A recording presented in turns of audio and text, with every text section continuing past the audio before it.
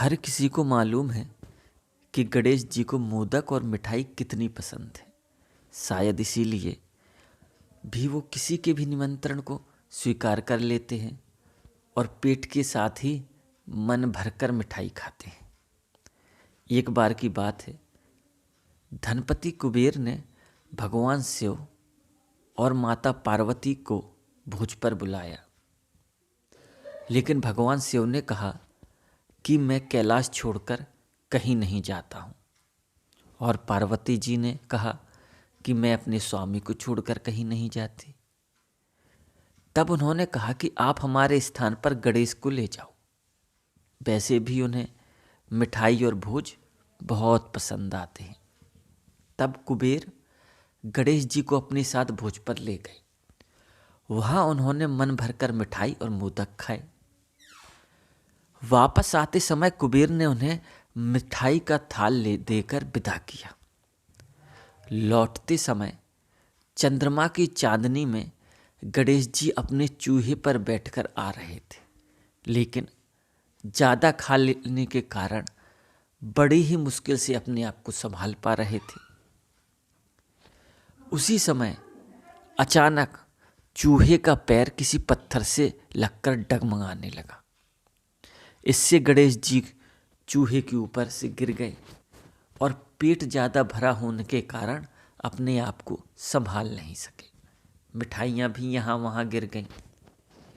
यह सब चंद्रदेव ऊपर से देख रहे थे।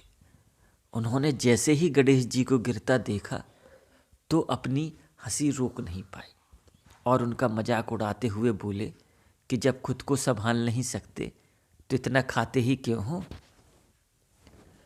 चंद्रमा की बात सुनकर गणेश जी को गुस्सा आ गया। उन्होंने सोचा कि घमंड में चूर होकर चंद्रमा मुझे उठाने के लिए किसी प्रकार की सहायता नहीं कर रहा और ऊपर से मेरा मजाक उड़ा रहा है। इसलिए गणेश जी ने चंद्रमा को श्राप दिया कि जो भी गणेश चतुर्थी के दिन तुमको देखेगा वह लोगों के सामने चोर कहलाएगा। श्राप की बात सुनकर चंद्रमा घबरा गए और सोचने लगे कि फिर तो मुझे कोई भी नहीं देखेगा। उन्होंने शीघ्र ही गणेश जी से माफ़ी मांगी।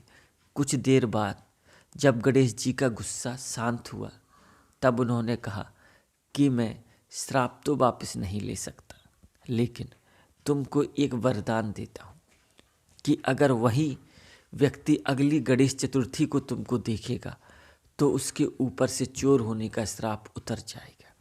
तब जाकर चंद्रमा की जान में जान आई। इसके अलावा एक और कहानी सुनने में आती है कि गणेश जी ने चंद्रमा को उनका मजाक उड़ाने का श्राप दिया था कि वह आज के बाद किसी को दिखाई नहीं देंगे। चंद्रमा के माफ़ी मांगने पर उन्होंने कहा कि मैं श्राप तो वापस नहीं ले सकता, लेकिन एक वरदान देता हूँ। तुम माह में एक दिन किसी को भी दिखाई नहीं दोगे और माह में एक दिन पूर्ण रूप से आसमान पर दिखाई दोगे। बस तभी से चंद्रमा पूर्णिमा के दिन पूरे दिखाई देते हैं और अमावस के दिन नज़र भी नहीं आते हैं।